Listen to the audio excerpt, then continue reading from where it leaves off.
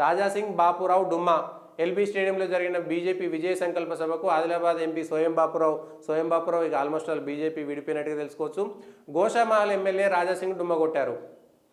అయితే రాజాసింగ్ విషయంలో హైదరాబాద్ ఎంపీ మాధవీలతను ఎంపిక చేయడంపై ఆయన అసంతృప్తిగా ఉన్నాడు. అంటే అదొక వంక. కానీ రాజాసింగ్ వరుసగా 3 సార్లు గెలిచినటువంటి వ్యక్తి, 2018లో ఏకైక ఎమ్మెల్యే గెలిచినటువంటి వ్యక్తి, 3 సార్లు గెలిచినటువంటి ఒక బీసీని ఫ్లోర్ లీడర్గా ఉండి గతంలో ఫ్లోర్ లీడర్గా నాకు ఏ అధికారాలు ఇవ్వలేదు, బీజేపీ ఉంటే ఫ్లోర్ లీడర్కి ఇవ్వాల్సినటువంటి గౌరవం నాకు ఇవ్వలేనటువంటి అలకబోయినటువంటి వ్యక్తి, బీసీకి ముఖ్యమంత్రి చేస్తా అన్నటువంటి సందర్భంలో ఒక బీసీని ఫ్లోర్ లీడర్గా కూడా చేయలేకపోయారు. మళ్ళీ రెడ్డి వర్గానికి ఎందుకు ఇచ్చారనేటువంటిది ఒక ప్రశ్న తలెత్తడంతో కనీసం 3 సార్లు గెలిచినటువంటి వ్యక్తిని పార్టీ సముదాయించి పలానా కారణాల చేత నీకు ఇవ్వడం లేదనేటువంటి విషయం, పార్టీ కోసమే కష్టపడ్డాడు. ఆయన కేసులు పెట్టినా లేదంటే ఏదైనా మాట్లాడినా కూడా పార్టీ కోసమే మాట్లాడే కానీ వ్యక్తిగతమైన అంశాలు కావు కదా.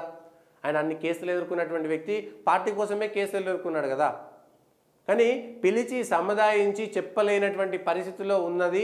పార్టీలో 3 సార్లు గెలిచినటువంటి వ్యక్తికే సరైనటువంటి గౌరవం దక్కడం లేనటువంటి చర్చ భారతీయ జనతా పార్టీలో సాగుతున్నది. మరి ఇప్పటికైనా దానికి సంబంధించినటువంటి అంశంపైన ఏం చెప్తారు అనేటువంటిది చూడాలి. దీనికి సంబంధించి ఒక మాట జరుగుతున్నది, ఎవరు ఏం చేస్తారనేటువంటి అంశం పైన.